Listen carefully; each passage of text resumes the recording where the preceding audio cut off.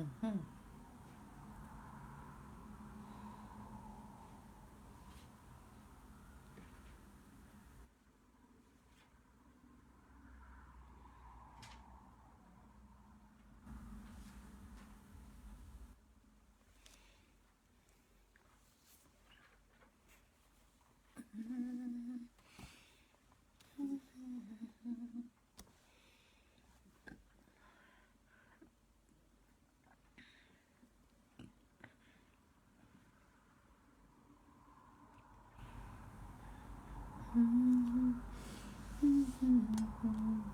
Good evening po.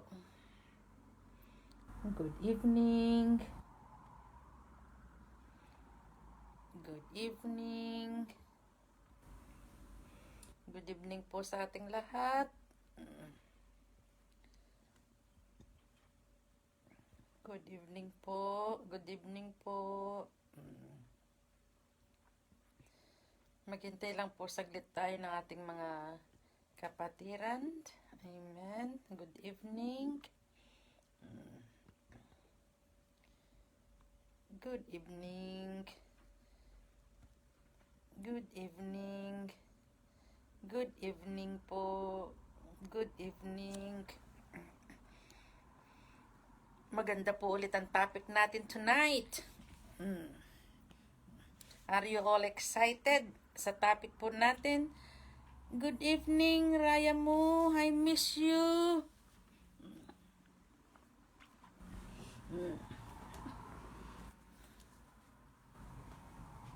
Mamaya, si Andre tumatawag. Good evening po. Good evening.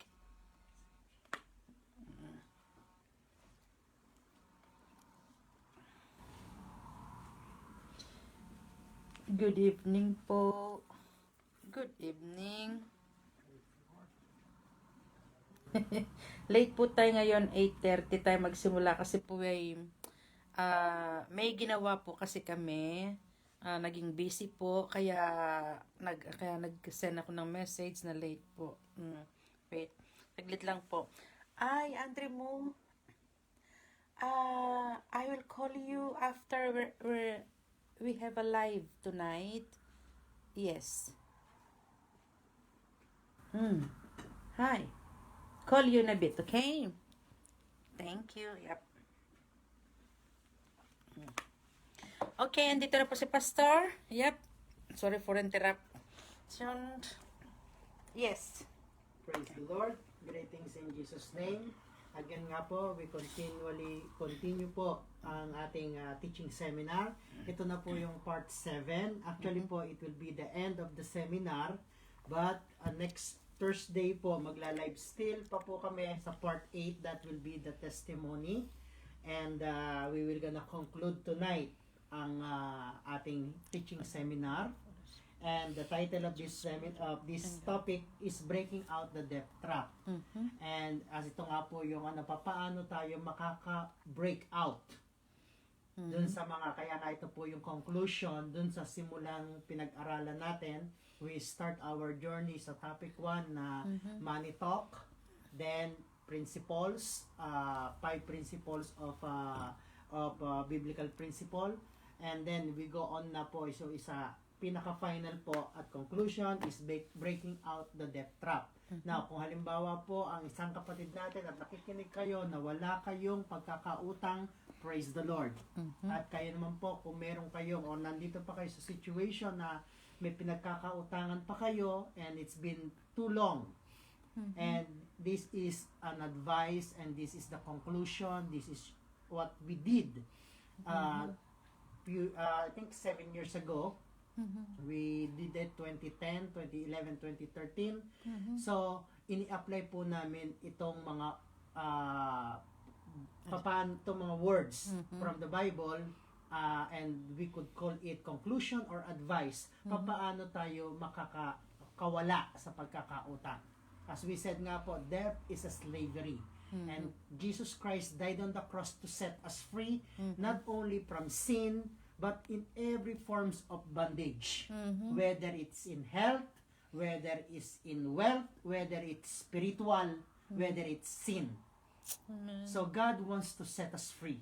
And we Amen. should stay free so that we could serve God in our freedom.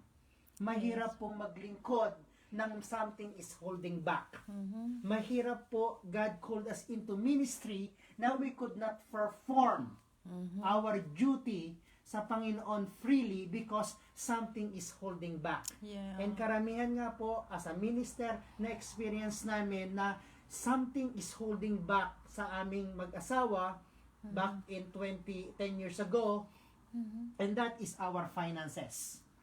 And as we said nga po, ang goal natin sa that maging free tayo at matutunan natin how can we manage and steward ang finances ng Panginoon or ang wealth na pinagkakaloob sa atin ng Panginoon. As we said, as we confess, God has the power to give us wealth Amen. or to create wealth in us and through us. Amen? So let's pray. Father God, Hallelujah. in Jesus' name, Lord, we thank you for tonight, O Lord Yes, God. Lord. Thank you for this journey, O God. Thank you for Hallelujah. every word that you have spoken to us, O Lord God, through the scripture, O Lord God. Once again, we continually ask, Father, through your Spirit, open our ears to hear what the Spirit is saying, O Lord God. Lord, we pray that your word and the Spirit will be life to us and life forevermore. And Father, in Jesus' name, O Lord God, Lord, continually work into our lives. Hallelujah. We know that from the start of this teaching seminar, you are already at work and you are Yes, continually Lord. at work, O Hallelujah. Lord God. Amen. Lord, within our hearts, within our details, O Lord God, Lord, even you are bringing conviction into our hearts, O Lord God, to be free. Amen. You are bringing us back into our senses, O Lord God. That, Lord, you want us to be a good steward ng mga pinagkakatiwala mo sa amin, O Lord God, whether it's spiritual, whether it's a natural, O Lord God. Lord, your words are true.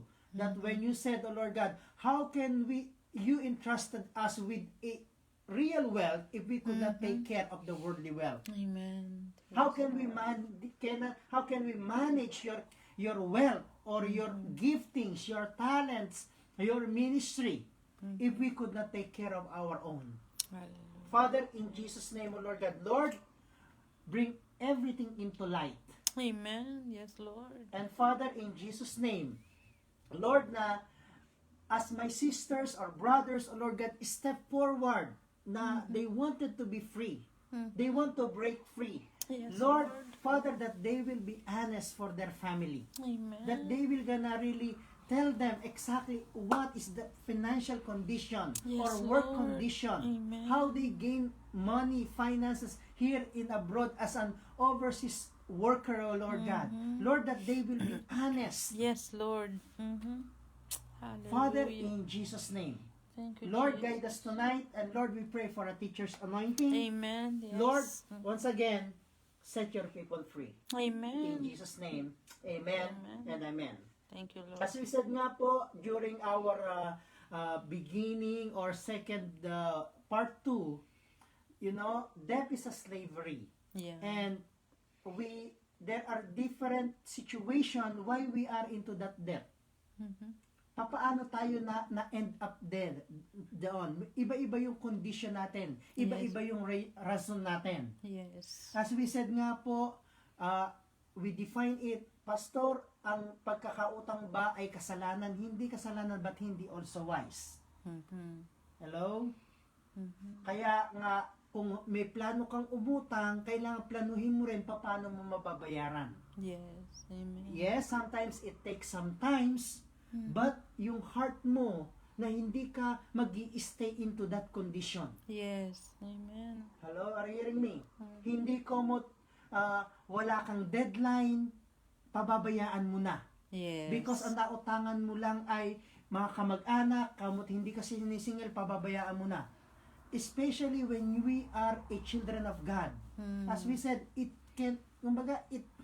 breaks my heart to hear that.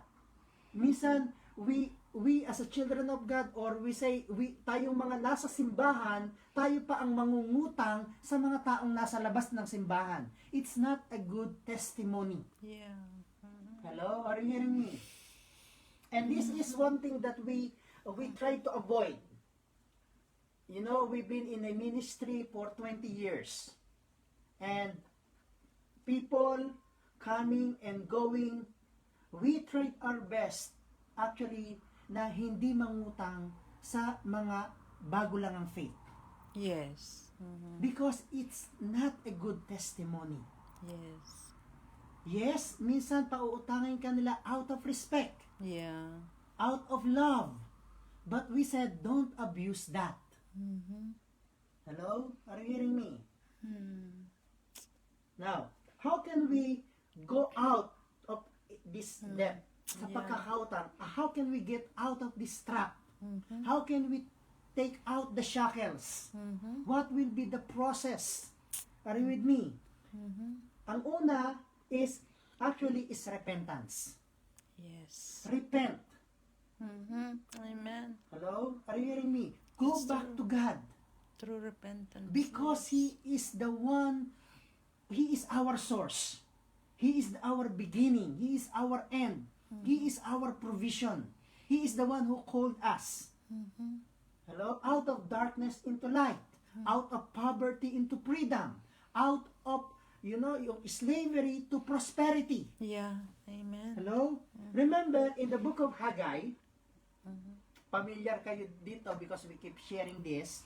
In the book of Haggai, God started to rebuild the temple Yeah. and Jerusalem because it was destroyed.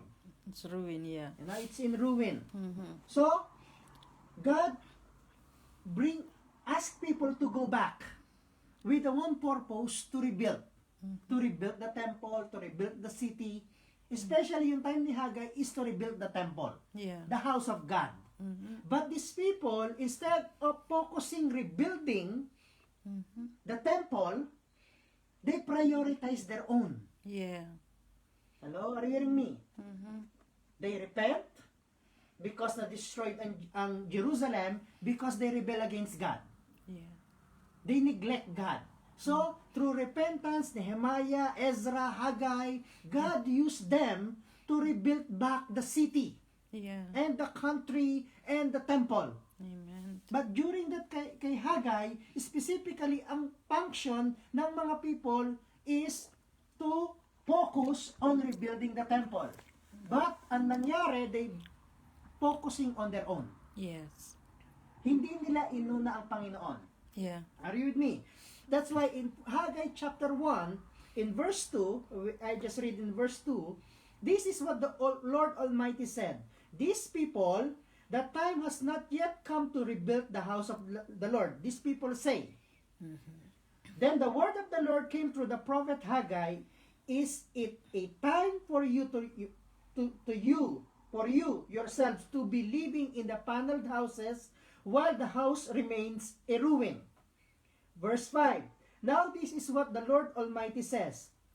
Give careful thoughts to your ways. You have planted much, have harvested little.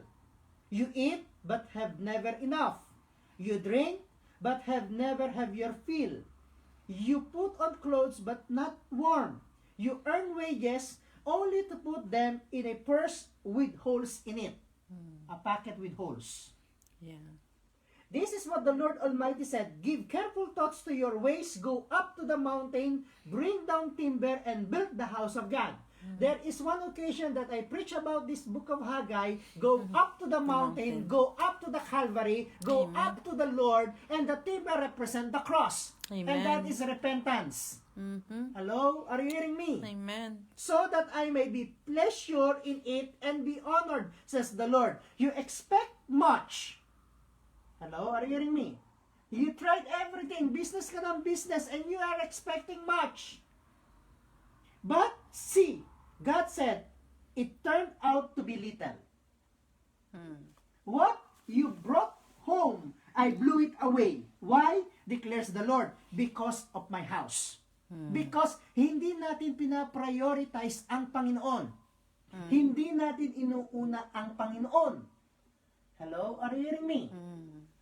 Because my house which is remain ruined, while each of you is busy with your own house. Therefore, because of you, heavens has withheld their dew, and the earth its crop, I called for a drought. Who called for a drought? God. Mm. Hello? Withheld means there is no open heaven. Hello? Are you hearing me? Drought on the fields and the mountain, on the grain, in the new wine and oil and everything else ground produce. And everything else the ground produce on people, livestock, and all the labors of your hand. Everything that the works of our hand, God said, is in drought. Yeah. It don't produce Yeah. as much it must produce. Mm. Why? Because hindi natin Inuuna. inuuna ang Panginoon. Yes. Amen. Hello? Are you hearing Amen. me? Ano yung house na sinasabi ng Panginoon? We have a spiritual house. We worship God first. We seek His kingdom first. Hello? Are you hearing me? Something, sabi nga ni Pastora nung linggo, kakaisa, because of too much poverty, we forget God. Yeah. Too much wealth, we forget God. Too much business, we forget God. Hello? Are you hearing me? We became so busy try to gain wealth while we forget the one who could create wealth Amen. in us and through us. Yes. It's Hello? true. Give careful thoughts to your ways, says the Yes. Lord. Sit down, think. What went wrong? Yes. Amen. Where is God in all the planning? Where is God in all the work of our hands? Siya ba ang inuuna natin? When we earn our first fruit, hello, are you hearing me? The labors of our hands, inuuna ba natin ng Panginoon or hindi? The Bible said, seek ye first the kingdom of God. Are you with me?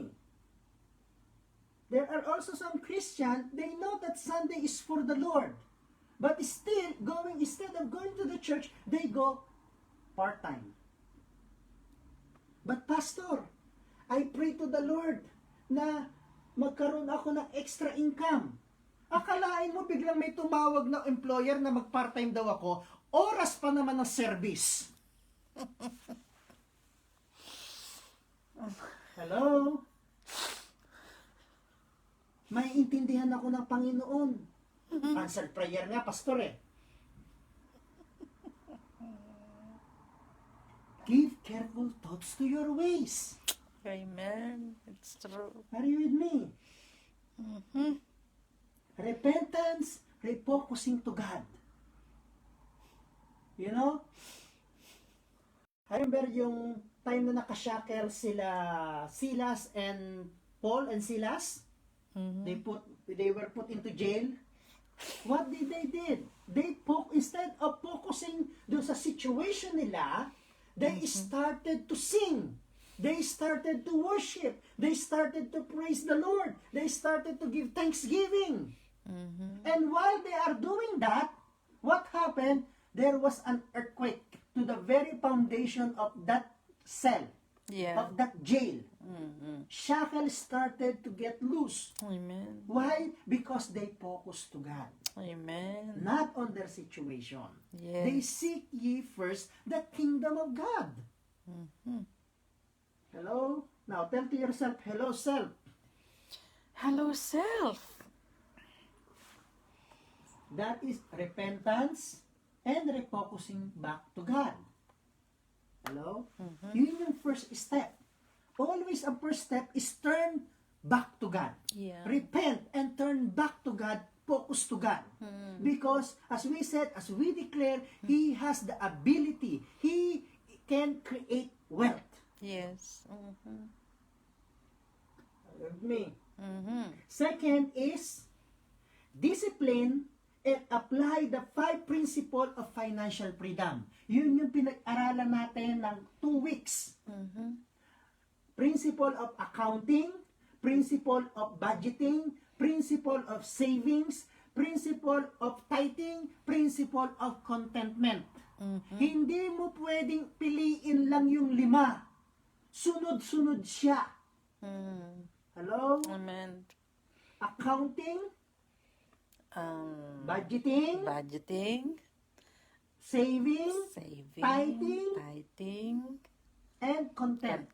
Be content on what you have. Yun yung last Thursday. Kahit maliit na bagay, enjoy it. Hello, are you hearing me? Yes, amen. Apply ang principle. Hindi possible magtatayt ako, hindi ako magse-save. Hello? Napag-aralan natin, apply ang 10-10-80. 10% ng income mo, 100%, yung 10% nun, unahin ng Panginoon. Yung 10%, isave mo. Yung 80, pagkasyahin mo. Yes. Hello, are you hearing me? Kung may matirang kahit 1% dun sa 80 na yun, sa 80%, i-enjoy mo yun. Kahit makabili ka man lang ng ice cream, papainit na. Ice cream. Sunday. Hello? Patatas. Again. Bumalik tayo sa patatas. Kung hindi kasya yung 80, 10, hindi kailangan magbago yung unang 10. Yes. Because sa Panginoon yun. Kung pwede mong dagdagan pa yung 10 na yun, praise the Lord, pero huwag mong bawasan. Ang papakialaman mo, yung saving, kung hindi kaya yung gawin mong at least 5 ang saving. Yes. And then 85 ang expenses. Hello? Are you hearing me? Discipline yourself. Try to write down, alin ba yung pinagkakagastusan na hindi naman importante. Hello? Are you hearing me? Yeah. It will help you a lot. As we said in the beginning, it is difficult. Yes. Difficult din sa mga family ninyo. Ang mga bata, sometimes nasanay ang mga anak ninyo na kada padala ninyo Jollibee. Hello? Are you hearing me? So, sino nagsanay? Tayo din. Tinuturo ni pastor ang sarili niya. Yeah. Yeah. Yes. Hello? Are you hearing me? Amen. It's true. Okay? Third advice or breaking out the debt trap is believe in miracles. Amen. Sometimes, you will say, Pastor, it's really impossible na mababayaran ko yon. But God could make miracles. Amen. It's true. Yes. Hello? Now, there is a story in 2 Kings, chapter 4, from verse 1 to 7. First King, I want to share that to you. To encourage you. Sabi nga ng Book of Romans, everything what is written in the past was written to encourage us. Amen. To give us also to hope. Encouragement and hope, yeah. 2 Kings chapter 4 from verse 1. Okay? It's the story of a widow and widow's olive oil. Are you with me? So, in verse 1, he said, from verse 1, the wife of a man from the company of the prophets cried out to Elisha. Elisha is a prophet. Your servant, my husband is dead. Namatay yung asawa niya, so naging widow siya. But now, his creditor is coming to take my 2 boys as his slave. Because may utang, yung asawa ng widow, o yung asawa niya, so kukunin yung 2 niyang anak as a slave, pambayad sa inutang. Elisha replied to her, how can I help you? Tell me, what do you have in your house? Your servant has nothing there at all, she said, except a small jar of olive oil.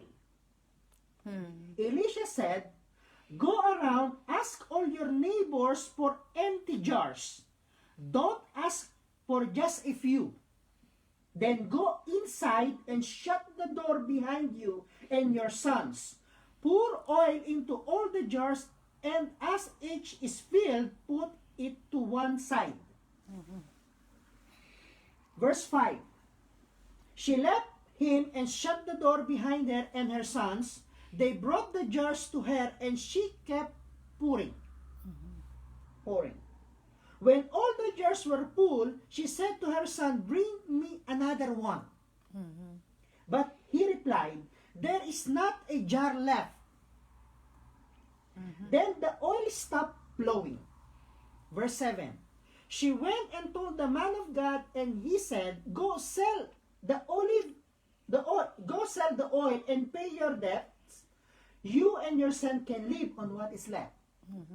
So, what happened in the story, tinanong ni Elisha, "What do you have?" Dun sa widow, ang sabi niya, "I have only one small jar of oil." Okay? Sabi ni Elisha, "Tell to your son, go around the neighbors, ask for an empty jar. And when you got all the empty jar, shut the door. Ang gagawin mo, yung small jar na meron ka, i-pour out mo dun sa empty jars. And it will not stop flowing. Until ma-fill nila lahat yung mga hiniram nilang empty jars na nag-overflow. Ang solution ni Elisha is sell mo, ipagbenta mo yung mga olive oil sa jar at bayaran mo yung utang. Because of that miracle, it happened na naging free sila sa pagkakautang. God could make a miracle, maybe in a different form. Hello? He is the God of yesterday, today, and forever. Hello? If He can make a miracle before through that widow, He Amen. could make miracle now for you. Amen. But the only secret of the widow, he cried out. Hello? He cried out. He go to the people of God. He go to the prophet of God. And he listened to the advice. Yes. Hello? She listened to the counsel of the prophet of God, of the man of God. And they were set free because of miracle. There are different forms of miracles. Hello? Suddenly, God could open doors Amen. of miracles. It's true. Yes. Hello? Amen. God could touch the heart ng pinagkakautangan ninyo. Amen. It happened to us. Hello? Believe in miracles. God said, "My ways are not your ways." God could make miracles. Hello? Have faith. Amen. Said, "God, I don't want to stay in this situation, in this slavery, in this dungeon, in this jail, in this trap." Yeah. God could make a miracle. It's Hello? true. That's why nandun yung istoryang yun still sa Bible natin, because it happened before, it can happen now. Yeah. Amen. It can happen to the widow, it can happen to you. You know? It's true. Then, what we did or we shared is the power of vision. Many times you heard me speaking about that. The power of vision. What you see, what you get. There is a power in vision. Okay? Now, the power of vision, I saw that in the story of Jacob. Jacob ran away from Esau, the brother, because he cheated. So he ended up to the uncle, Laban, the brother of their mother, of his mother. Okay? So, he stayed there. He worked 7 years to get Rachel, but he was also tricked by the uncle and binigay si Leah. So he worked again for another 7 years for Rachel, and she get the love of his life. Yeah. Alright, 14 years. Then he started to ask Laban na, "I have nothing, I don't have property, I don't have anything. Okay? I want to work for you for the sake of my family, your grandchildren." So Laban agreed. So they agreed na paghiwalayin yung mga lamb, yung goat, lamb, sheep, mga animals, na lahat ng may batik, speckled, spot, ihiwalay. Ang mag-aalaga noon yung mga anak ni Laban. Ang maiiwan kay Jacob ay mga puti.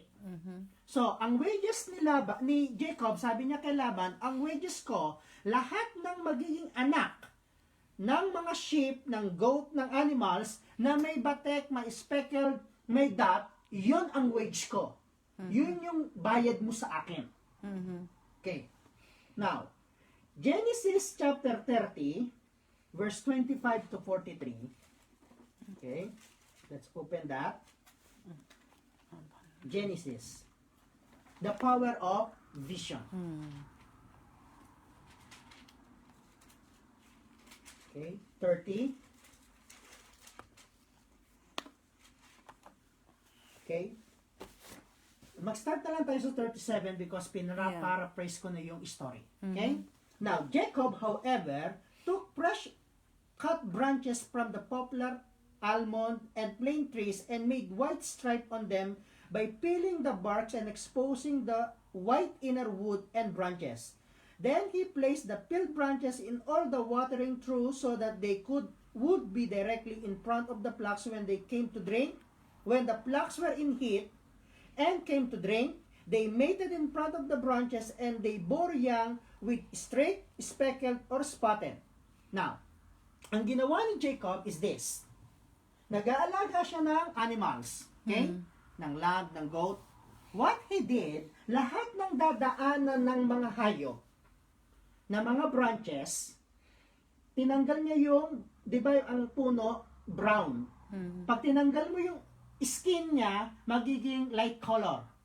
So, ang nangyari, lahat ng mga punong dinadaanan ng mga animals na inaalagaan ni Jacob, nakakikita sila ng dalawang kulay. Dark na branch at light na branch. Magkakasunod. Nilagay din ni Jacob yung mga branches na yon kung saan sila umiinom. Naglagay din si Jacob ng mga sangang yun, ng mga branches na yon habang nagme-mate sila. Means nagpo-produce ng children, ng animal. Okay? So, lahat ng ang nangyari, because ang nakikita ng animals ay dalawang kulay, ang anak nila naging dalawang kulay. Yung mga inilalabas nilang bagong animals, babies, okay, is dalawang kulay pa din.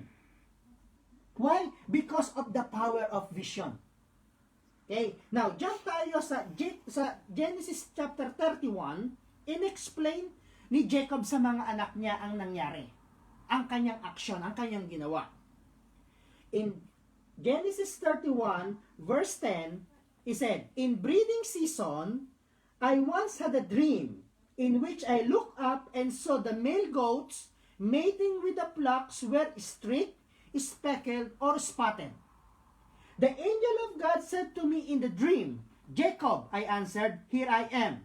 And he said, 'Look up and see all the male goats mating with the flocks are streaked, speckled, and spotted, for I have seen all the Laban has been doing to you. I am the God of Bethel, where you anointed a pillar on where you will make your vow to me. Now leave the land once and go back to your native land.'" So, ang angel ang nagbigay ng instruction kay Jacob. What to do. So, that's the power of vision. The more you see it, the more you have it. Hello? Are you hearing me? Now, remember, meron tayong tinatawag na accounting. Principle of accounting. Principle of writing. When we write down ang mga plano natin, we write down ano yung property natin, we write down ano yung nilolong natin, at lagi mo nakikita, lagi mo pinagpe-pray, sister, it will come to pass. Hello? Are you hearing me? Because there is a power on vision. Are you with me? Hello? Now, besides the power of vision, there is also the power of confession. What you confess, you possess. Are you with me? Hello? What you confess, you possess. Because our mouth have a creation power. Especially when we declare it, speak it, declare it, confess it with faith. That's why many times over, we are advising you, yung mga promises ni God, i-confess mo sa buhay mo. Hello? Are you hearing me? Now, I have some here written. Yun yung mga yun yung mga kino-confess namin noon. Okay? Until now. Ang pinaka-recent, magsimula tayo sa recent, is Psalm 37 verse 19. That in the days of famine, we enjoy plenty. Every time we keep confessing that, actually since the pandemic, Yes. we keep confessing and declaring over our lives, in the days of famine, we will enjoy plenty.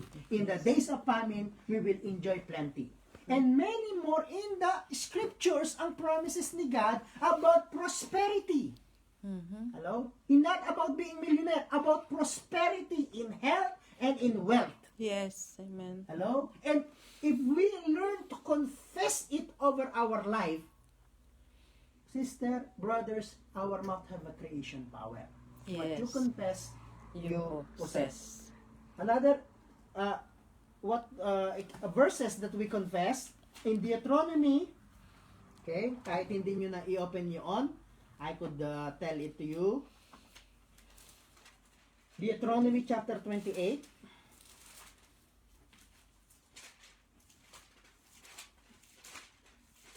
Okay? He said, 28 verse 12, actually, and also 13, said, the Lord will open the heavens, the storehouse of his bounty, to send rain in your land in season, to bless all the works of your hand. You will lend to many nations, but you will borrow to none. Hello? Amen. We keep declaring that we will lend to many, but we will borrow to none. Even ang condition mo, ikaw ang nagbabaro, but start declaring, hello, that I will lend to many and I will borrow to none. And then in verse 13, he said here, the Lord will make you the head and not the tail. If you pay attention to the commands of the Lord your God that I give you today and carefully follow them, you will always be on the top and never be at the bottom. They keep Amen. declaring, Lord, I am not the tail, I am the head. Yeah. Hello? Heads, you are the one on the top, not on the bottom.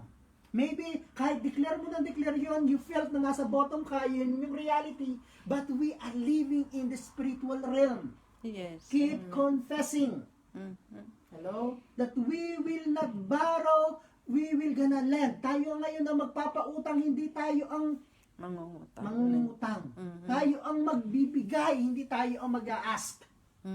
Hello? Yeah. Are you hearing me? Yeah. Hindi Declare. tayo ang magbabaro. Tayo ang tutulong. Tayo ang nagbibigay ng ilaw. Yes. Are you with me? Now, there's another verse na pa, yung 15, Deuteronomy 15:6.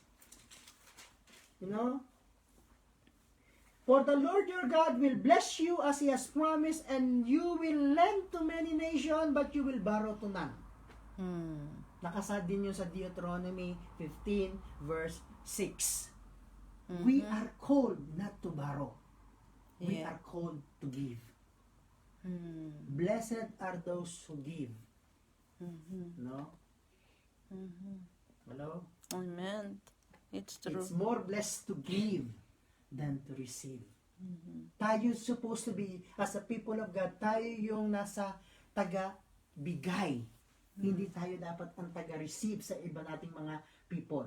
We are just keep receiving from God so Yeah. that we could Give. Yes. Hello? Amen. Are you Amen. hearing me? It's true. Because God wants us to be a channel of blessing. Hindi dapat tayo hindi dapat magkakat yung flow ng blessing ni God dahil sa atin. Yeah. Because we should be a channel. Are you with me? Now, another thing or last thing is have patience. Have faith. Trust God. Like yung life ni Job. Job lost everything. Hello? But God restored him. Mm. Actually, 7 times over nang nawala kay Job ang ipinalit ng Panginoon. Mhm. Pag binasa niyo ang Book of Job, nandun yung patience ni Job, nandun yung faith ni Job, nandun yung trust ni Job kay God. Mhm. Kahit ano yung mga marinig niya na advice ng mga people, naka-stand firm siya sa faith niya. Amen. Hello? Are you hearing me? Mhm. Hindi siya nawalan ng tiwala sa Panginoon. He believed in God. He just became patient. Mm. Sometimes akala natin, pagka nanalangin tayo, Lord, take me out of debt. Kinabukasan, that can happen. Miracles Yeah. happen. But be patient. Sometimes tinetest pa rin tayo ng Panginoon. Mhm. Are you faithful in small things? Mhm. How can you be faithful in the bigger things? Are you with me? So, breaking out the debt trap, repentance and refocusing back to God, discipline and apply the 5 principle, believe in miracles, power of vision, power of compassion, and have patience. Mm. Have faith and trust God. Hello? Yun po yung pinaka-importante. Yun yung pinaka-conclusion. Na hindi lang tayo be hearers of the word but be doers of the word. Kailangan, hindi lang yung heart desire natin na makawala sa bondage, but kailangan nating i-apply. Mhm. And it start with repentance. Mhm. Are you with me? Okay? So, do we have some more time? Now, as we said nga, we want to give you an advice and caution. You know? As we said, when situation comes, go to God. May pagka may mga need, go to God. Hello? Unahin mo muna ang Panginoon. Seek God counsel. Hello? Are you hearing me?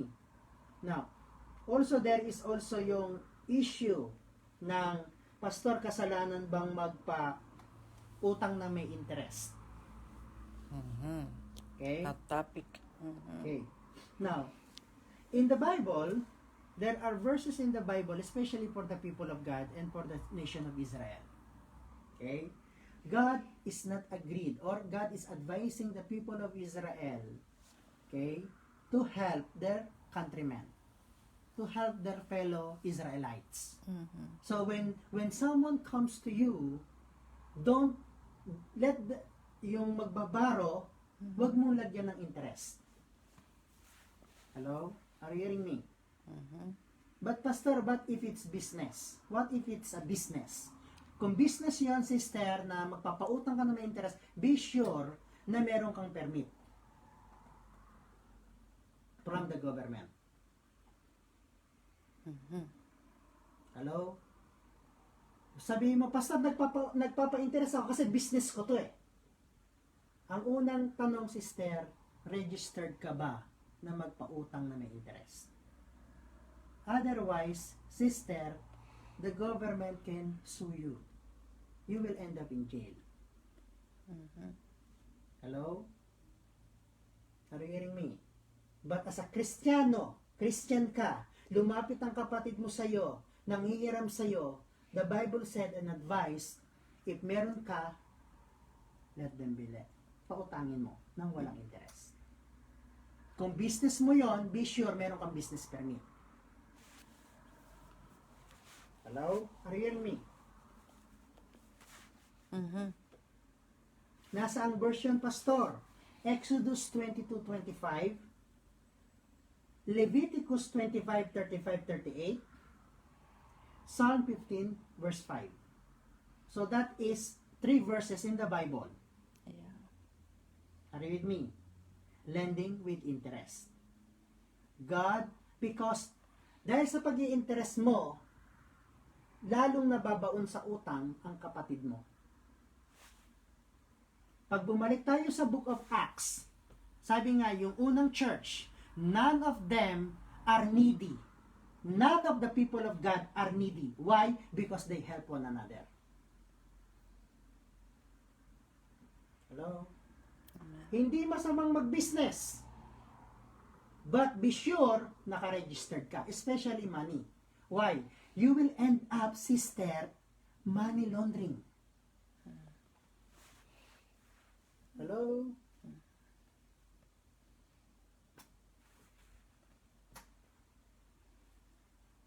Amen. Yeah, amen. Amen. Amen. Because, as we said, death is a slavery. Marami ang hindi nababaon sa utang because of that interest. Hindi ka bangko. Ang bangko naka-registered. Are you with me? Ang Cebuana naka-registered. Ang Western Union naka-registered. Now, meron sa mga Pilipinas, pagka OFW ka, may mga lending company. They are registered. Pero kung hindi ka naka-registered, sister, be careful. At I advise you better not. If you want to go through that business, register it as a lending company. Yeah. Hello? But, especially, example, minsan, sa mga, this is the sad part. May mga kapwa tayo Pilipino, iyan na lang sa Cyprus, nangangailangan na mangutang. And then they said, di kailangan nila nang ibigay yung passport. Yeah. Do you know, sister, brother, that kapag ka ikaw ay nakuhaan ng passport ng hindi sa'yo, pwede kang kasuhan ng human trafficking. Yes. Dahil passport is a personal document of a person. At kung kapit-kapit mo ang passport ng ibang tao, pwede kang kasuhan ng human trafficking. Possible kang makasuhan. Hello? Are you hearing me? I read that in a publication ng Cyprus sa public press information office. I have that document before that I print out yung unang, I think 2016 kung inan to. And they said it's called human trafficking sa Republic of Cyprus kapag ka merong kang kapit ng passport ng ibang tao. Yeah. Are you with me? It's true. Yeah. And then also, ang tawag nila, pagka halimbawa nagpautang, it's loan sharking kung hindi ka nakaregistered. Are you with me? Hello? So, ang advice ko, hindi wise na maski sabihin natin believer ka pero yun ang business mo, sister, try to open another business. Because wag tayo ang maging cause ng pagkakalugmok sa pagkakautang ng another believer. Yes. That's We are called to help one another. Hello? Are you hearing me? Amen. Now, about sa guaranteeing and pledge. Also, the Bible talks about that, especially, actually, ang verses na ito, lahat nasa book of Proverbs. Means in the book of wisdom. Pastor, kasalanan po ba ang mag-pledge or mag-guarantor? Hindi kasalanan pero hindi wise. Yes. It's true. Why? Proverbs 6. Okay, bago tayo matapos. Proverbs 6, chapter 1 to 5. Are you there? Hello? Amen. Ilocano. Oh, matulungin. Matulungin. My son, my daughter, pay attention to my wisdom. Proverbs chapter 5 from verse 1. Turn your ear to your words of insight, that you may maintain discretion and your lips may preserve knowledge. For the lips of the adulterer woman drips honey, and her speech is smoother than oil. But in the end is bitter and sharp as a double-edged sword. Her feet go down to death, her steps straight to the grave. She gives no thoughts to the ways of life. Her paths wanders aimlessly, but she does not know it. Wait. Proverbs 6. Proverbs 5 pala yung binasa ko. I'm sorry. Again. No. Proverbs 6, chapter 1 from Proverbs chapter 6 from verse 1. Sorry about that. my son pa din. Mhm. And my daughter. If you put security Yes. for your neighbor or pledge or guaranteeing for your neighbor, if you have shaken the hands in the pledge for a stranger, you have been trapped by what you said, ensnared by the words of your mouth. So do this, my son, my daughter, to free yourself. Since you have fallen into your neighbor's hand, go to the point of exhaustion and give your neighbors no rest. Allow no sleep to your eyes, no slumber to your eyelids. Free yourself like a gazelle from the hands of the hunter, like a bird from the snares of the prowler. Ang ibig sabihin ni Solomon is, pagka nag-pledge ka to someone, try to go out as fast as you can. Mhm. Sa pagiging guarantor at sa pag-pledge. Hello? And then, basahin ko muna yung ibang mga Proverbs. Proverbs 11:15. Proverbs 11:15. Whoever puts up security for a stranger will surely suffer, but whoever refuses to shake hands in pledge is safe. Proverbs 17:18.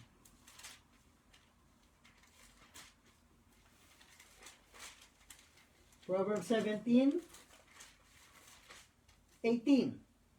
One who has no sense shakes hands in pledge and put up security for his neighbor. Then Proverbs 22:26-27. Do not be the one who shakes hands in pledge and puts up security for debts. If you lack the means to pay, your very bed will be snatched from under you.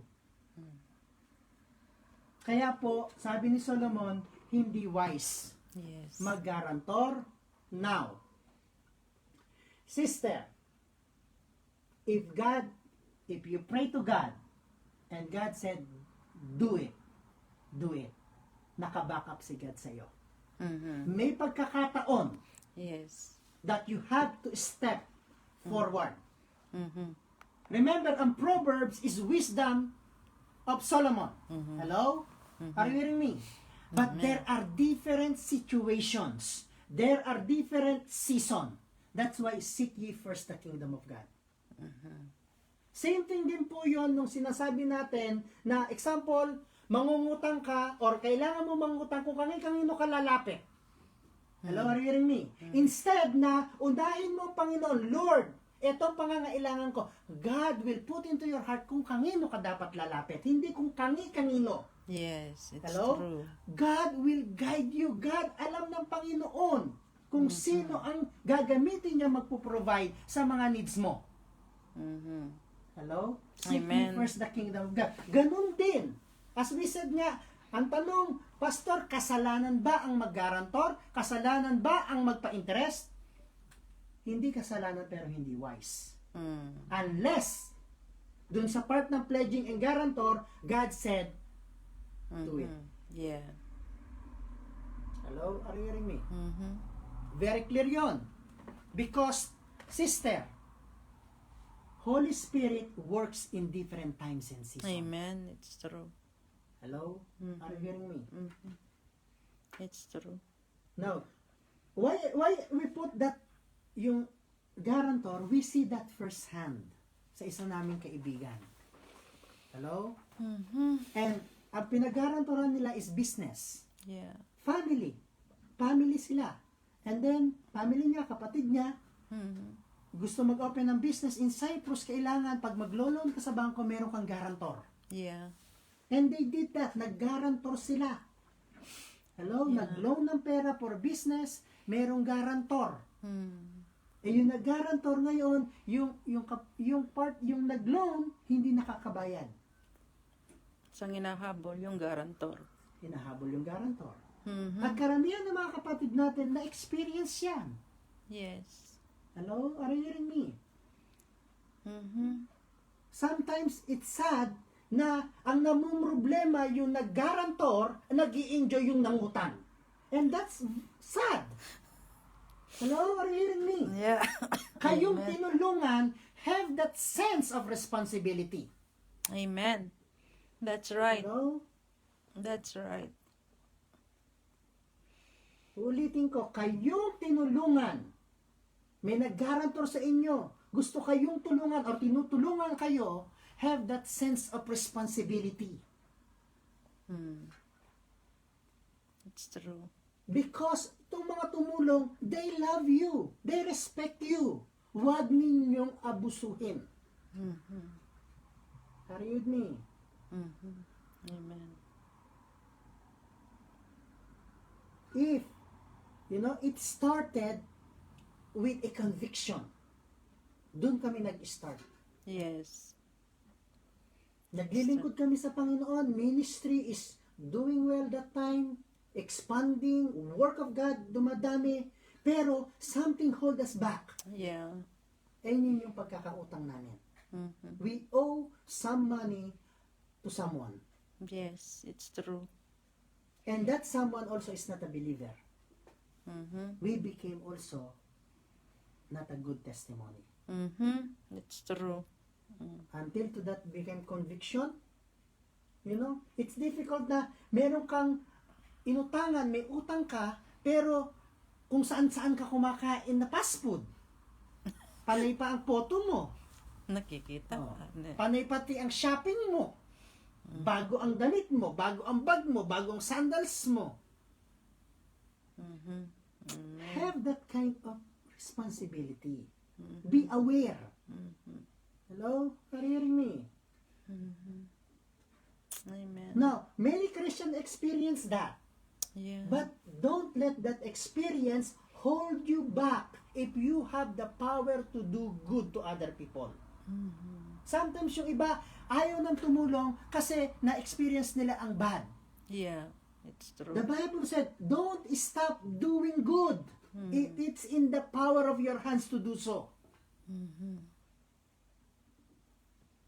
Hello? It's Are you true. hearing me?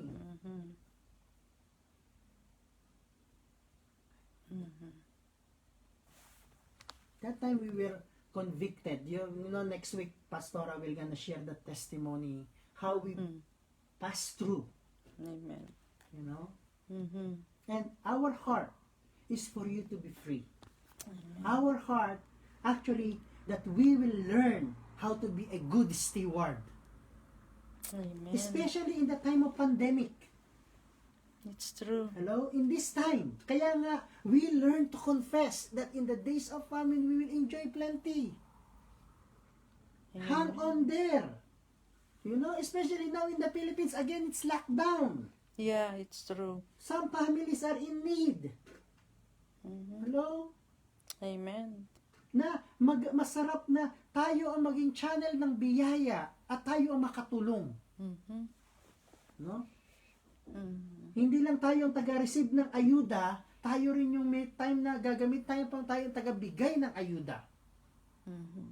Are you with me? So, that is the conclusion of this teaching seminar. Hindi lang teaching, but also advice. Amen. Are you with me? It's true. That is very important, my brothers, my sister. Our God is faithful God. Amen. Kagaya nga yung sa laging natin inaano sa book of Joshua, don't turn to the left, to the right. Yes. Meditate the word, the promises of God day and night. And It's surely true. you will be successful. Amen. It's true. In the book of Proverbs, do not lean on our own understanding. In all our ways, acknowledge God. He will gonna, guide our path in our life. Amen. May mga questions. Yes, ask. Dalawa lang na lang. May questions po tayo, interactions. Pero may mga 6 akong questions dito. Pero dalawa na lang po ang pipikapin ko. Which is kasi ito relate sa atin noon. Ang sabi niya, Pastora, yung po bang, ano nga po ba ang level, san level nga po pwedeng mangutang? kasi naanuhan kung bawal daw mangutang, kung saan area ka pwedeng mangutang. So, ganito po ang napag-agrihan namin noon ng mga elders and pastors noon kasi nga po may mga needs tayo. Ang noon po kasi maraming nangungutang actually sa finances ng church.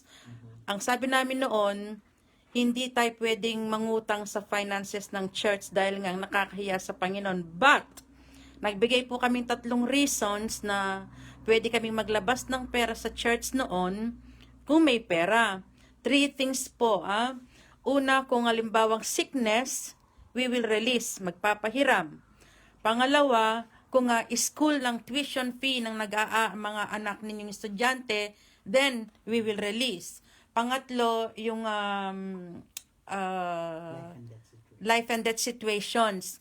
Yun po ang 3 area na magre-release kami ng pera ng church noon kung nangihiram sila. But, meron po tayong agreement kung ano yung sinabing date. Kung limbawa na 1 month po babayaran ko, be sure magkaroon tayo ng integrity. Kung sakali man mafe-failed ka dun sa 1 month na yon, dapat magsasabi ka ahead na hindi po ako makakabayad ngayon. Same thing din po yun sa mga pinagkautangan natin. Kung halimbawang alam nyong may usapan kayo, magbabayad ka ng katapusan, and then suddenly something came up, hindi ka makakabayad, you have to tell ahead na kung pwede po, madidelayed ako magbayad, next week na lang po ako magbayad. Kailangan magkaroon tayo ng integridad po. Okay? So, yun po kasi sa church, ang binanggit kasi niya dito, pwede po ba kami manghiram ng pera sa church? Yun ang kasing question niya. Kaya, yun po ang advice na sinabi namin noon, 3 bagay ang pwede kami mag-release ng pera ng church. Yung tuitions ng anak, and then kung sa sickness, and then death, life and death. And then, kung mangungutang lang po kayo at ibabayad nyo rin sa utang, hindi po kami mag-re-release ng for that. Kung pong mangungutang lang kayo, bibili kayo ng bagong phone, hindi po magandang example po yon. Okay? Another questions naman, ito na lang po ang ilas ko. Okay? My goodness, ano ito? Masalimuot naman itong questions na ito. Yung pong pagtulong, sabi nga, it is better to give than to receive. Okay? Kung halimbawa po, itong may lumapit na kapatiran sa amin, let's say 4 po kaming magkakaibigan, lumapit ang isa sa amin, at kaming 4 inuutangan niya, pwede po ba kami, just to make sure na mababayaran niya kami, pwede po ba kami maglagay ng kahit 1% or 2% para lang pong panigurado? Sister, like yung turo ni Pastor kanina, ang interest in the Bible said, hindi pwede. Not wise to do it. Not wise to do it. When Christian to Christian, Yes. believer to believer, in one church, it's not wise to do that. And God said that into the nation of Israel, that your fellow countrymen, your fellow Jews, don't, if they are in need, lend some money but without interest. Yes. Sister, yung tanong mong ito, I know nanonood ka kasi andito yung tanong mo. Ang ano po dito is that na kung lalapit siya sa'yo at ang alaga ng sinabi niya sa'yo 400, kung wala ka talagang maibibigay, hindi masamang magsabi ng no, sister. Ngayon, kung gusto mong tulungan at may 5 euro ka, why not to give freely? Di ho ba? Pwede yung ganoon. Pero kung halimbawa dahil naaawa ka sa kapatid mo, ikaw naman ang mangungutang para ipautang mo sa kanya, hindi din po wise yun. Okay? You could not give What you do not have. Yes. Hindi siya wise. Ito namang isang solution. Good ito. sister, nanonood ka, itong sister na ito, good solution. What about po para makatulong, para po matulungan namin ang isang need na sister? Pwede po ba kaming magpaluwagan at siyang iuuna? Yes. Kung trusted kayong lahat, yes. That's the best way to help. Kaysa sa magpa-interest kayo, that's the best way to help. So, kung halimbawa ng may utang siyang, for example, ng 500, kung 5 kayo, magpaluwagan kayong tiga 100, yes, sister, that will be a good solution for that. Okay? At least, walang percent yun. Okay? Anyway, I will cut off the questions kasi yung iba po sasalain ko muna. Medyo yung iba hindi ko pwedeng sagutin dito sa live. Sister, alam kong nanonood ka pero hindi ko pwedeng sagutin yung questions mo on this live. I will call you personally na lang po. Yung sa other questions mo, okay? So anyway po, thank you so much sa pakikinig po natin ngayon. I do believe marami po tayong natutunan, lalo na po yung paggagarentor. Marami kami na-experience sa guarantor po, okay? Don't put yourself in this area na igagaranti mo ang sarili mo for this. Kasi once hindi nakabayad ang ginarentoran mo, ikaw ang pupuntahan nila. Ikaw na nag-guarantor. Unless the Lord said so, na mag-guarantor ka, okay? So, thank you so much po, and let's allow Pastor to pray for us. Amen? Father, in Jesus' name, Lord, we are grateful and thankful, Lord God, sa kabutihan mo, sa mga salita mo, Panginoon. Lord, sabi mo nga po, Panginoon, bawat salita mo, Panginoon, hindi babalik sa iyo ng empty, O Lord God, at Lord, bawat salita, Panginoon, it will gonna do what you desire, O Lord God. And Lord, your desire is to set your people free, O God. Lord, your desire is to prosper your people. Your desire is to make your people fruitful. Your desire is to make your people, O Lord God, a channel of blessing to everyone. Father, in Jesus' name, O Lord God. Lord, kung ano man po, Panginoon, ang situation pa, Lord, teach us, O Lord God, your ways, not to lean in our own understanding, O Lord God, that in all the things that we will gonna do, O Lord God, Lord, it will be according to your will, according to your plan, O Lord God. Lord, teach us, and Lord, na how can we confess and declare the word, your promises, O Lord God, over our lives, O Lord God. Even though, O God, the situation is not yet there, but Lord, teach us to see beyond our situation, Lord. O Lord God. To be patient, O Lord God. To believe, to trust, to have faith in you, O God. Lord, I release, O God. Lord, release the gift of faith.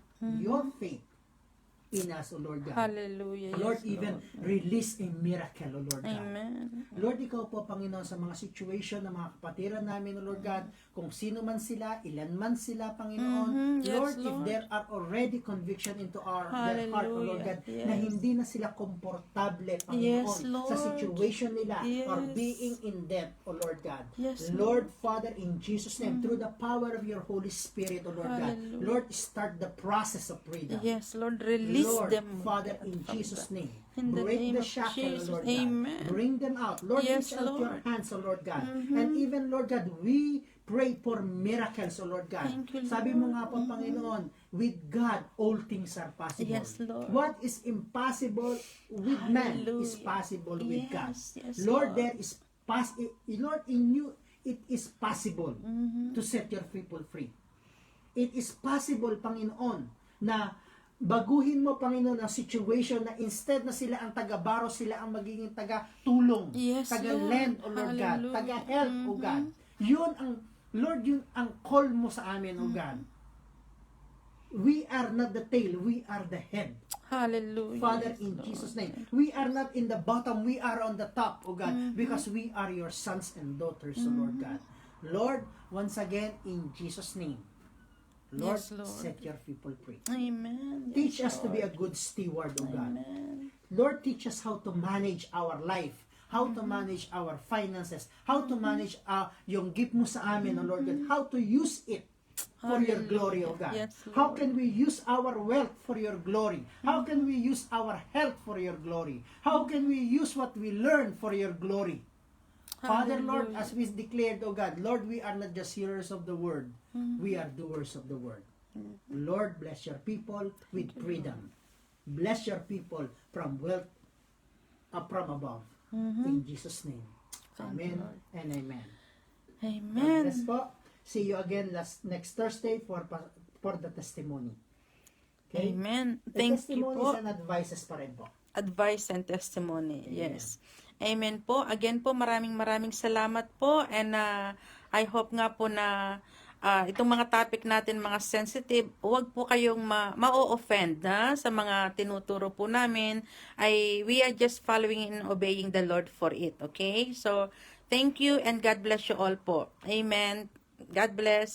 See you Thursday.